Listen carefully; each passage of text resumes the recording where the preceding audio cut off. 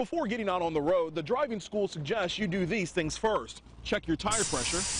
Next, you want to make sure you check the threads on your tires. And lastly, you want to make sure you can see out of your window. So checking the rubbers on your windshield wiper isn't a bad idea. All agencies represented today will continue to work together to try to find a possible motive and a suspect in this case. Now, after you do fill up that gas tank, there are a few other things that you should have along for the car ride. Try to stop by your local grocery store and pick up some food, some snacks, and a gallon of water for the ride. Fire crews tell me they will remain on scene throughout the night just to make sure everything is contained. But as you can tell behind me, the 18,000 square foot house is a complete loss.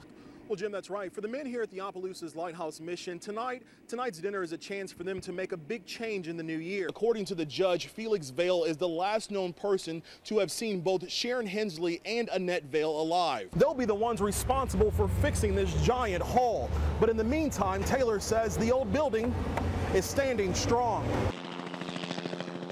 The field of search was massive. In the summer, the trees get green. You can't really see good.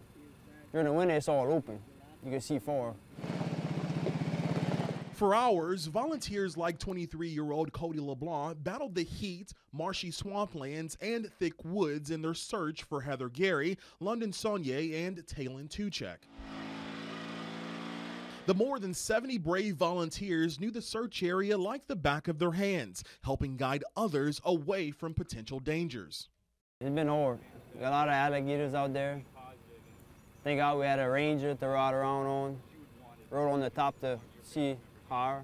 Having never met Gary and the two children, LeBlanc says he joined the search because it felt like one of his own went missing. Somebody missing.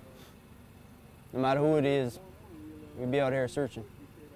One of the rescuers says everyone was expecting the worst, but when they rolled up on the family, they weren't crying. The kids were excited about a new turtle they'd found, and everyone felt the overwhelmingly feeling of relief that they were safe and alive.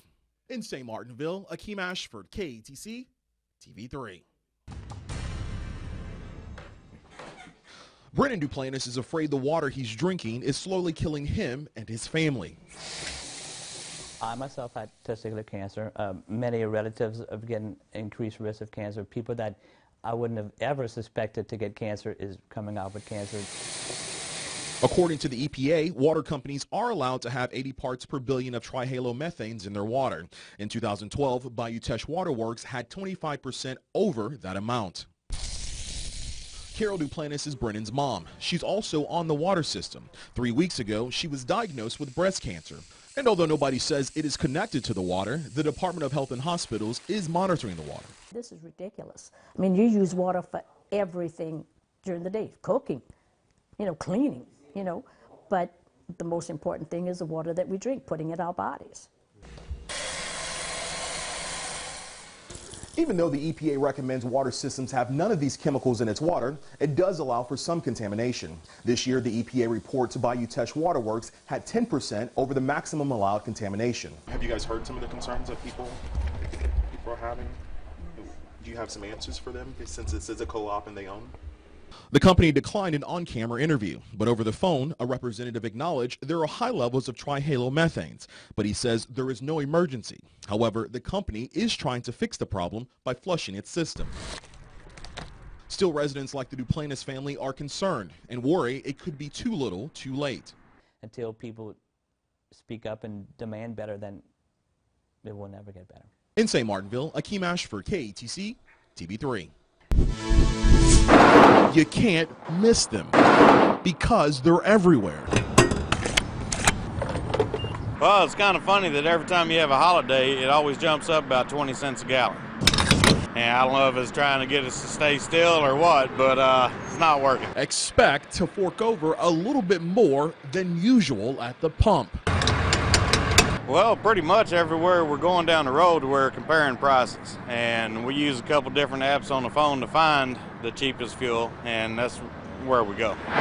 According to AAA, the average price for a gallon of unleaded here in Louisiana is $3.49 per gallon.